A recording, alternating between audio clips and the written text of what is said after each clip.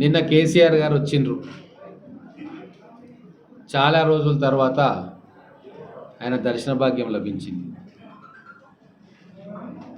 10 సంవత్సరాలు ముఖ్యమంత్రిగా ఉన్న కాలంలో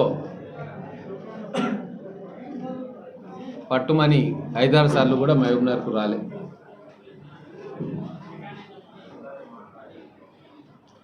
పాలమూరుకు ద్రోహం చేసి, పాలమూరు ప్రజల ఆశలను వమ్ము చేసి, పాలమూరుకు కేటాయించాల్సిన బడ్జెట్ను మెదక్ జిల్లాకు, ఉత్తర తెలంగాణకు తీసుకుపోయి ఏ ముఖం పెట్టుకొని కేసీఆర్ మళ్ళా పాలమూరు గడ్డ మీద అడుగు పెట్టిండో ఈరోజు అందరూ కూడా ప్రశ్నించుకోవాలి, ఆత్మవిమర్శ చేసుకోవాలి. కేసీఆర్ పాలమూరుకు చేసిన ద్రోహం ఈ 75 సంవత్సరాల్లో ఏ సీమాంధ్ర ముఖ్యమంత్రి కూడా, ఏ సీమాంధ్ర నాయకుడు కూడా చేయలే. ఇది రికార్డెడ్గా మన కళ్ళ ముందు కనబడుతున్న సత్యం. ద్రోహం నెంబర్ 1,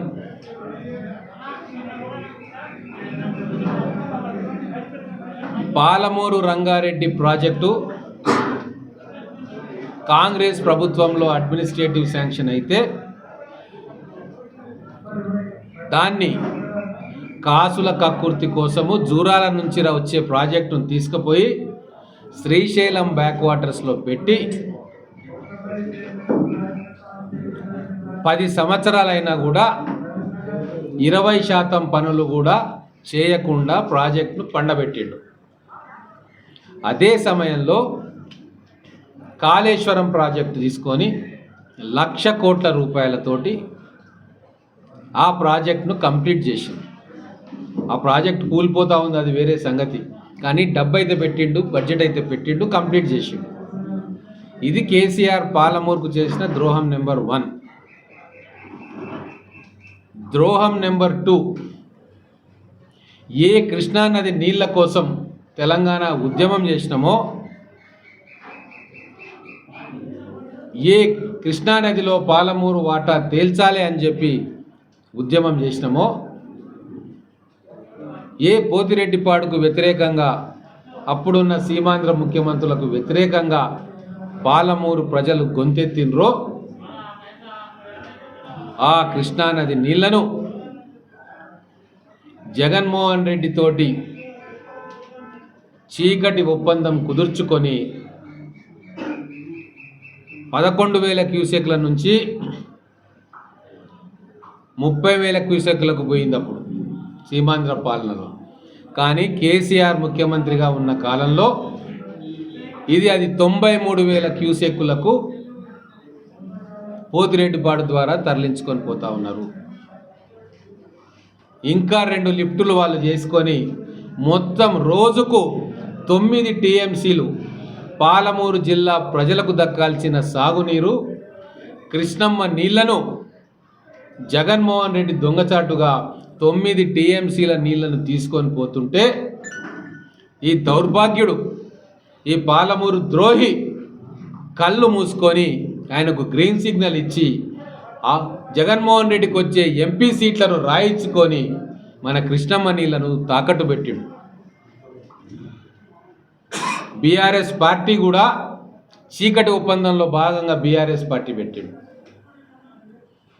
తెలంగాణ అనే పదాన్ని తీసేసి భారత రాష్ట్ర సమితి అని పెట్టి జగన్మోహన్ రెడ్డికి నీళ్లను దోచిపెట్టి ఆయన గెలిచే ఎంపీ సీట్లు కూడా ఆయనకు మద్దతు ఇస్తే ఢిల్లీలో చక్రం తిప్పాలి అని చెప్పి స్వార్థం కోసం పాలమూరు జిల్లా ప్రజల ప్రాణాలను పణంగా పెట్టిన దౌర్భాగ్యుడు.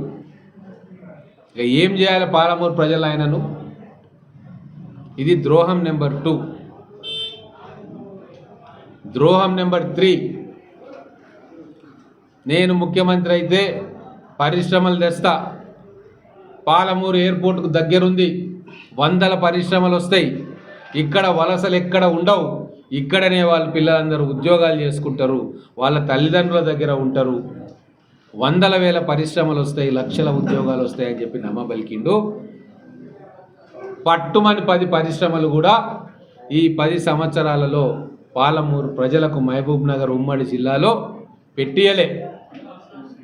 ఒక కొత్త సెజ్ను ఏర్పాటు చేయలే, పరిశ్రమలను తీసుకురాలే. కానీ గజ్వేల్లో మెదక్ జిల్లాలో వందలాది పరిశ్రమలను అక్కడ పెట్టించి అక్కడి ప్రజలకు ఉపాధి కల్పించిండు తప్ప రాజకీయ భిక్ష పెట్టిన ఆయన ముఖ్యమంత్రి కావడానికి మొదటి మెట్టు వేసిన పాలమూరు ప్రజలను, పాలమూరు ఓటర్లను నిర్దాక్షిణ్యంగా ముంచివేసిండు, కర్కశంగా వాళ్ళ ఆశల సౌదాలను కూల్చివేసిండు కేసీఆర్. ఈ 3 ద్రోహాలు చేసిండు కేసీఆర్ పాలమూరు ప్రజలకి. అందుకే ఈరోజు ఎవరు పట్టించుకోవట్లేదు ఆయనను. బండకేసి కొట్టిరు బీఆర్ఎస్ పార్టీని. 14 స్థానాల్లో 12 స్థానాలు కాంగ్రెస్ పార్టీని గౌరవ ముఖ్యమంత్రి గారు రేవంత్ రెడ్డి గారు ముఖ్యమంత్రిగా ఉండాలి అని చూసుకోవాలని చెప్పి కాంగ్రెస్ పార్టీకి ఓట్లు వేశారు. నిన్న వచ్చి రుణమాఫీ గురించి మాట్లాడతాడు కేసీఆర్. నేను మహబూబ్ నగర్ ప్రజలకు, తెలంగాణ ప్రజలకు ఒక విషయం చెప్పదలుచుకున్నా. ఆయన అనేక వాగ్దానాలు చేసిండు, అవన్నీ ఆయన పూర్తి చేయలే. వాటిని పక్కబెట్టి కేవలం రుణమాఫీ మీద చర్చ జరుగుతుంది కాబట్టి ఈరోజు దాని గురించే మాట్లాడతా. 2018లో ఎన్నికల మేనిఫెస్టోలో కానీ ఆయన ఇచ్చిన వాగ్దానం ఏకకాలంలో ₹1,00,000 రుణం మాఫీ చేస్తారు రైతాంగానికి అని చెప్పి ఆ రోజు ముఖ్యమంత్రిగా ఉన్న కేసీఆర్ వాగ్దానం చేసిండు. అధికారంలోకి వచ్చిండు. వచ్చిన తర్వాత ఆయన రుణమాఫీ ఎప్పుడు చేసిండు? 2 సంవత్సరాల తర్వాత భవిష్యత్తు కోసం ఆచితూచి అడుగులేస్తూ ఈరోజు ఆగస్టు 15 లోపల రుణమాఫీ చేస్తామని చెప్పి ముఖ్యమంత్రి గారు ప్రకటిస్తే దొంగ నాటకాలు మొదలుపెట్టిరు.